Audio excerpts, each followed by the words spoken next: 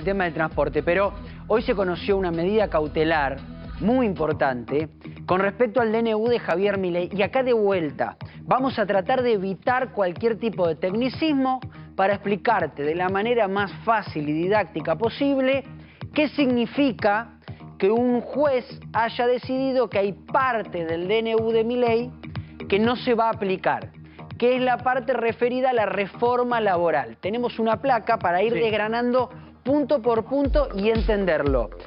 Lo que no entra en vigencia con la cautelar del DNU. O sea, queda en stand-by. O sea, queda en stand-by, exactamente. Sigue el sistema anterior, no todo el DNU. Exactamente. Solo la parte laboral. Reducción de aportes y contribuciones. Esto era que la idea del gobierno nacional era que se reduzca el aporte que realiza uno a las obras sociales, por ejemplo, que tienen que ver con los gremios. Para que vos veamos, hoy las empresas contribuyen con el 16% de la jubilación, el 2% del PAMI, el 6% de la obra social y el 1.5% del Fondo Nacional de Empleo. Tenés seguro de vida, bueno, los trabajadores aportan el 11% de la jubilación, el 3% del PAMI y el 3% de la obra social. La idea de esto era reducir esos aportes. Y ahora queda en una nebulosa, que ahora el doctor Baqué nos va a explicar. Porque la cautelar, ¿qué significa? Que lo suspende del todo, lo suspende momentáneamente. Terminamos de leer los puntos y se explica Baqué. La extensión del periodo de prueba es que la intención del DNU era ampliarlo a los 6 u 8 meses. Esto estaba en el DNU. A ver, el plazo estaba en discusión, iba a ser 8 meses, pero lo cierto concreto... Actualmente es 3. Sí, actualmente es 3. Actualmente es 3. Entonces lo extiende, queda con el 3 y no queda en vigencia el de 8 meses. Reducción de las indemnizaciones. Esto es muy importante. Sí. A ver, la intención era limitar los rubros que componen la indemnización. Entonces el DNU lo que hacía era quitaba ciertos ítems, te doy ejemplos, cualquiera, pero por ejemplo vos tenías antigüedad, tenías registro laboral, cálculo de indemnización, bonos anuales, tenías algo que era anual complementario, claro, que era el aguinaldo. Engrosar lo que era la indemnización. El DNU lo que hacía, quitaba ciertos ítems y tu indemnización iba a ser mucho menos de lo que estabas cobrando. O sea, hay que hablar en presente porque todos esos ítems siguen estando vigentes. Bueno, entonces, ahora. Como la cautelar suspende solo esta parte de la reforma laboral del DNU, entiendo, Fito, que vuelve a estar solo esta parte como estaba antes. Sí. ¿Por cuánto tiempo? ¿Hasta que pase qué? Es así, Martín. La CGT interpuso una medida cautelar en lo que se refiere al DNU que afectaba a los derechos laborales. Correcto. La cuestión política va a ser que entiendo que no va a haber el paro que se había convocado. Para el 24 de enero. Entiendo que a partir de esto, acordate que creo que la CGT estaba al tanto de la posibilidad entonces por eso tiró un paro a un mes, anunció un paro a un mes. Puso la fecha. No lo tiró inmediato. Quiero volver Entonces vuelvo. Puso una medida cautelar para que se suspendan los efectos del DNU en todo lo referido a las cuestiones laborales, únicamente, paréntesis, para las cuestiones laborales. Solo lo laboral. Sí. Y intervino una Cámara Laboral con 3 jueces. Sí. El primer juez, ¿qué dijo? Que tenía que ir al fuero contencioso administrativo federal. Sí. Un fuero del que vamos a hablar mucho y que nadie los conoce a los jueces. Bien. Algún amigo tengo que le mando saludos, que va a tener que trabajar bastante. No me dedico a eso porque van a tener que trabajar bastantes. Bien. El primer juez. Los otros 2 jueces dijeron que no, que era competente la justicia laboral y ordenó la suspensión de todos estos... Reforma laboral. Todos estos ítems que integraban en el DNU del gobierno hasta que se resuelva la cuestión de fondo. ¿Qué es? Están planteando la inconstitucionalidad. Ok, o sea, queda suspendido hasta que otros jueces Digan si es o no. Hasta digan que si es haya un constitucional. proceso in eternum. O sea que esto puede ser... Repito, varios, para que quede puede ser claro. ¿Varios qué? ¿Varias semanas? ¿Varios No, meses? puede ser. Años. Puede ser años. Años. Hasta Pero que espera. diga si es o no constitucional sería. Claro, hasta que lo trate, incluso hasta que lo trate, a ver, cuando la Corte En algún Suprema momento. trate, Sí. por ejemplo, La validez. generar la validez total, Hay que decir Por la en necesidad total. y la urgencia. Hay que decir también que esto fue apelado por el gobierno. El gobierno quiere que vaya al fuero contencioso administrativo federal. Que era Bien. obvio que lo iba a pedir. pregunta, Sí. Fito, ¿puede aplicarse un per saltum? Sí, claro, por supuesto que se puede aplicar. ¿Qué es un per saltum? El per saltum es cuando vos te vas directamente de la sentencia del juez que lo dio directamente a la Corte Y sin que la pasar Corte- por ninguna instancia Claro. intermedia. Bien, entonces, esto que te estamos explicando, vos del otro lado decís, ah, bueno, entonces queda suspendida la ley de alquileres. No. ¿La reforma de la ley de alquileres? No. No, es solo para la parte laboral. Sigamos analizando los puntos. Fin de las multas por registración deficiente. Esto es importante, A normalmente ver. ocurría que vos estabas en negro, es decir, y al empleador se le aplicaba una multa por tenerte no registrado o no te realizaba los aportes necesarios o en realidad vos tenías un año en negro y tenías una registración posterior a tu ingreso. Es decir, te habías tenido 2 años, 3 años, pero te habías registrado en el último año en blanco. Normalmente había una multa, incluso podía tener temas civiles. Con esto se finalizaba con esa multa. A partir de ahora vuelve a estar las multas que se aplicaban con el viejo Te pregunto sistema. algo Sí. ahí. ¿Cómo cuánto incide en incitar, o mejor dicho, en incentivar a los empleadores a poner a la gente en blanco? Bueno, se supone que, a ver, por ejemplo, hay un tema muy claro que el que está al otro lado lo va a entender y nos ha pasado a todos, que es la de la famosa facturación consecutiva, que era, yo soy monotributista, realizaba la facturación y te decía él, no, dame a partir de ahora, toda tu facturación tiene que ser impar.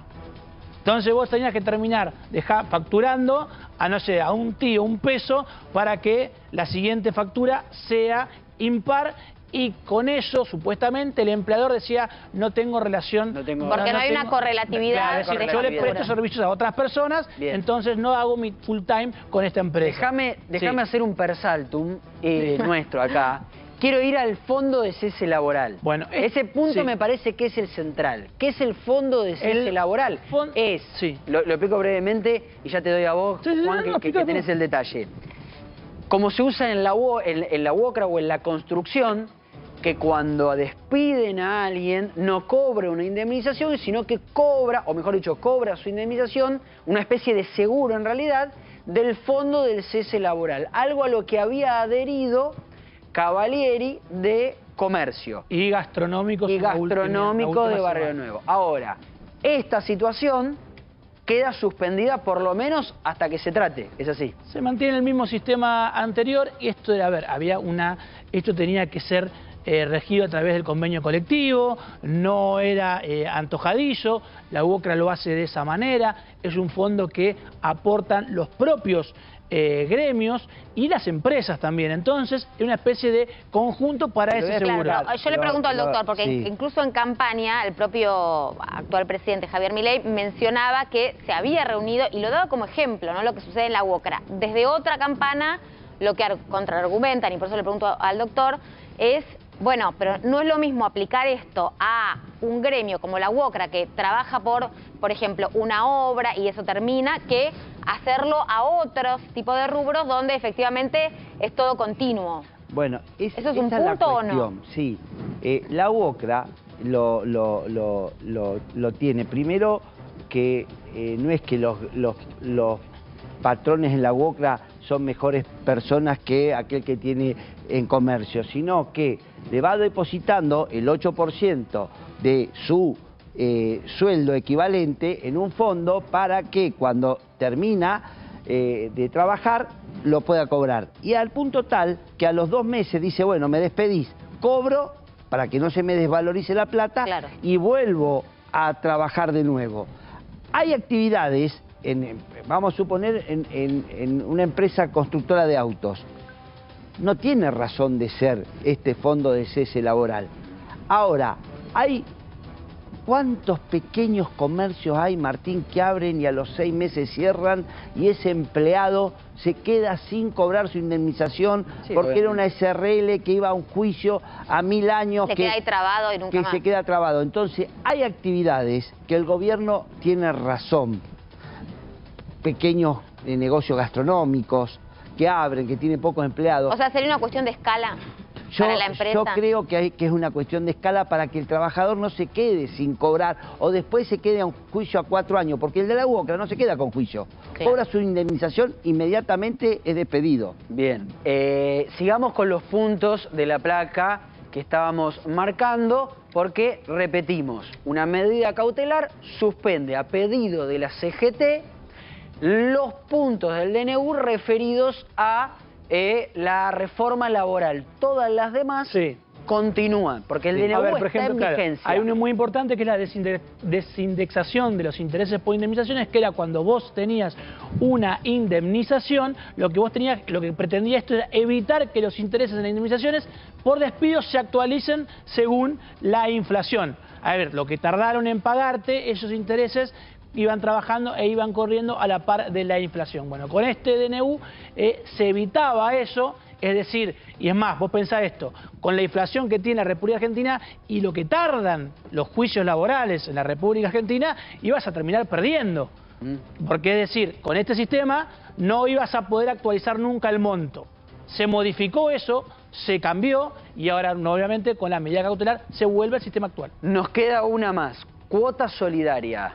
Claro, esto es, a ver, lo que eran las convenciones, esto también tenía que ver muy parecido con el tema del cese laboral, que era la cuota social, que lo que tenía que ver con la cuota del colectivo de trabajo, que era lo que aporta uno al sindicato. Es decir, vos hoy, como no afiliado, podés tener una cuota solidaria.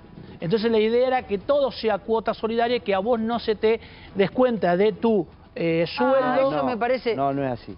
Te pido perdón, Juan, pero no. Sí, no. No, la cuota solidaria es así. A ver, está bien. Yo estoy afiliado a un sindicato y me descuentan el 3%. Sí. ¿Ok? Sí. Vos estamos en el mismo sindicato, en la misma empresa, no estás afiliado y te descuentan el 2.5 de cuota solidaria. ¿A mí? Sí. Yo no estoy afiliado. Sí. ¿Me obligan? Sí. Bueno, está bien. Pero 0,50 menos. Este es uno de los grandes absurdos que un día hay que discutir en este país. Esto sí hay que discutir. Y pero para si yo como trabajador no lo sabe. Está bueno esto porque yo soy trabajador. Estamos en la misma empresa. Vos estás afiliado al sindicato, te saca 3%. Y yo le digo, señor sindicalista, no le quiero dar 2,5% de mi sueldo. 3%. Vos no te afiliás. No estoy afiliado, no se lo quiero dar nada, estoy cero, no estoy afiliado. 2,5. Pero ¿qué te va a decir el sindicato? Pero pará, Fito, vos que sos el de... Pero ¿por qué te voy a dar 2,5? Porque se llama cuota solidaria. No, porque están pero los que hay una convenios cuestión ahí. colectivos. Vos no vas a pagar al sindicato, pero cuando el sindicato pelea para todos, vos vas a obtener el beneficio por el sindicato.